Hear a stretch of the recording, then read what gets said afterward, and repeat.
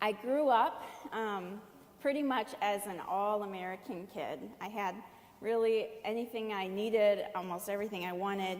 My parents were always married. I didn't have issues in my childhood. I wasn't abused or anything like that. So I had a real carefree childhood is what I usually say. Some of you guys might be in that boat. Some of you might not be. But my life didn't stay that way. As I went into junior high, I started realizing that the life that I thought I had wasn't really what it was. The world wasn't as perfect as I thought it was. People weren't as genuine as I thought they are. And some of you guys might realize that right now in your life. And I started struggling with that because I wanted to help. I realized there was homeless people and things like that in the world that I felt like I couldn't do much to help.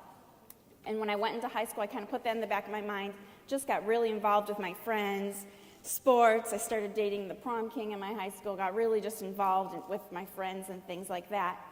And slowly, from the time I was like 15 to 17, things started going wrong.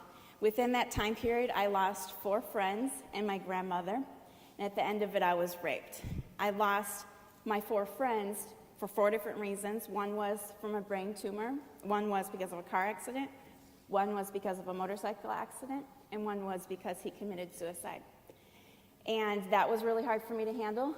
As a teenager, I just didn't know how to handle death in general, and I didn't know that I could go to God for the things that he promises us, like comfort, peace, hope, understanding. So I tried to handle it all myself, and I blamed myself for a lot of the things that were going wrong in my life. I ended up being just really stressed out, physically getting sick every day, and after I was raped, I started to fall into a real deep and scary depression that I couldn't have even told you I was in.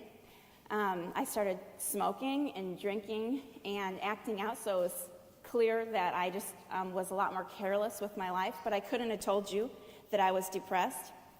And New Year's Eve of my senior year, I decided to go out with my friends, and I didn't come home that night. I came home the following morning, and I was supposed to come home that night.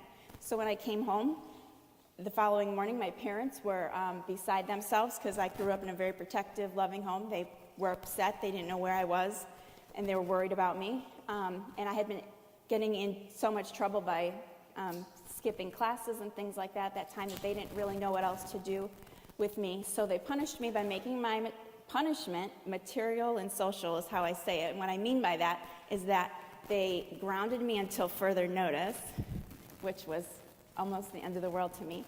And they were going to take away a bunch of the things that they'd given me for Christmas because they felt like I was acting like I didn't appreciate them by disobeying them and not listening. And for me, after all those things happened, that was kind of like the last straw for me. I kept hoping that things were going to get better, but then another person would die, and then I was raped, and then I had 2 guys stalking me as well. So there was a lot of things going on that, as a teenage girl, I didn't know how to handle. Some of you guys might know how to handle those things. Some of you might not. But I didn't know that I could go to God to help me, and that's what I know would have helped me more than anything. I grew up going to church my whole life, but I didn't know how real God was and that he cared about the intimate details in my life and all those things that were going wrong. So like I said, I tried to handle it all on my own. I kept a smile on my face because I thought that when things were going wrong, you're supposed to act like they were okay. So a lot of people didn't know how I was feeling on the inside.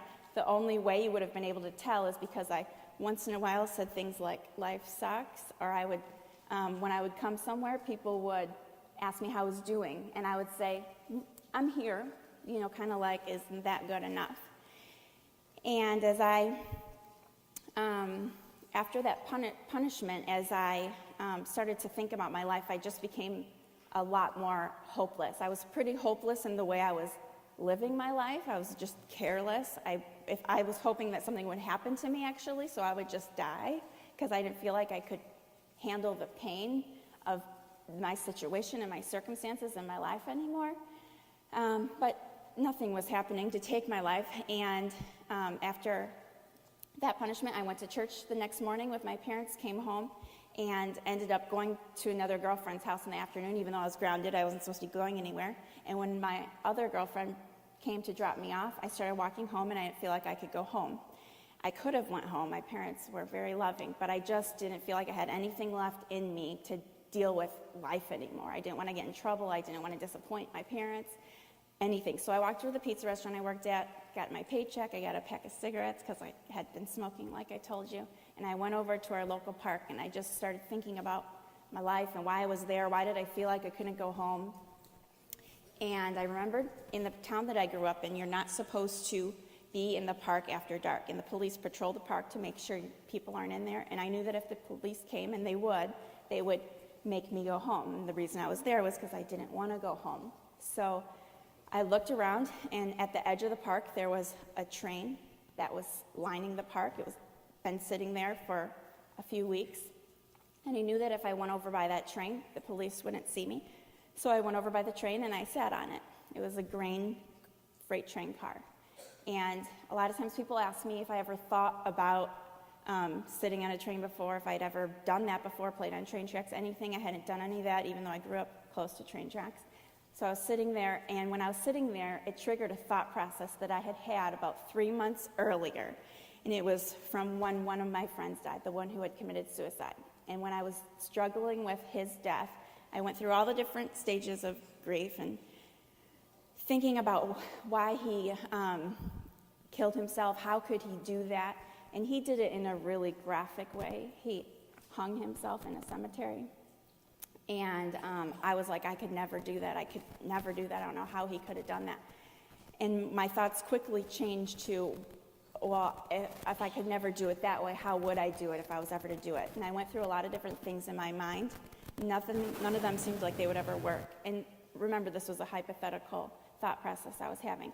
And right at that moment, sitting in my bedroom, when I was supposed to be studying, a train went by.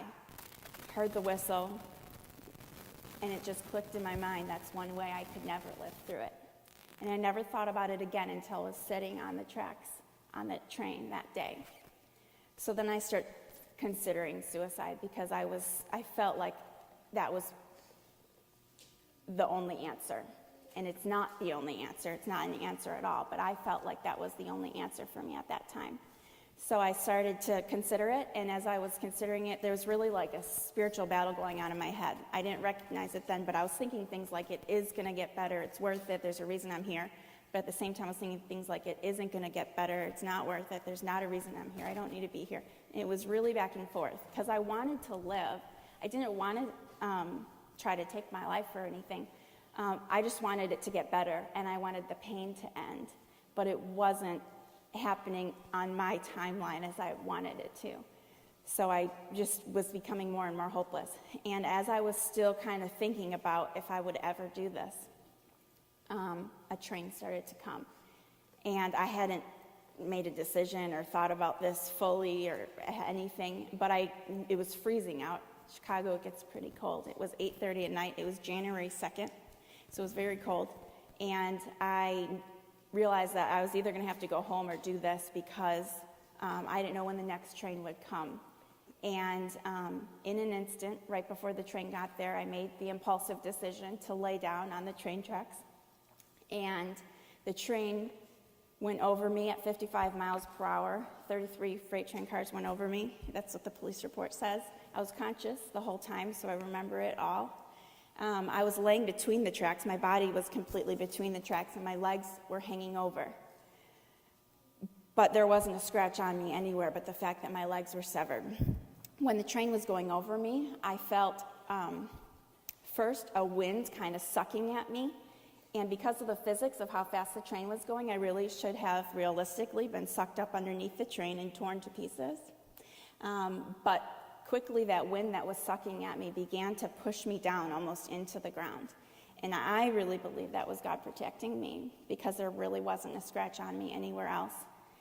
And once the train stopped, I started to open my eyes and look around because, like I said, I thought this was the answer. I was expecting to die. I never ever expected to live through it. So I started to look around to figure out if I was alive or dead. I didn't really know what to think. So I looked around to my left, to my right, and when I looked behind me, about 10 feet behind me on my right, I saw my legs.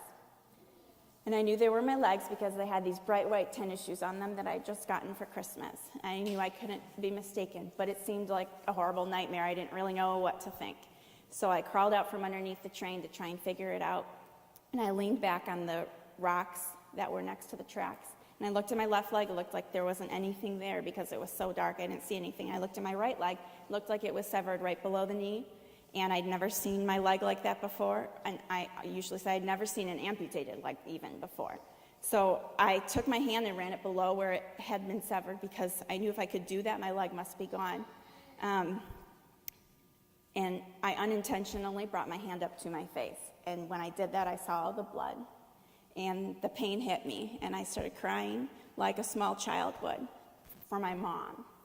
And there's nothing my mom could have done. But as I was crying, like a little girl, little boy, whatever, small child, this tremendous peace came over me. And I started hearing the song Amazing Grace playing over and over and over in my head. And it was very comforting. And I believe that the reason I started hearing that song and I felt this peace because it was, first of all, amazing grace only, that I was still alive.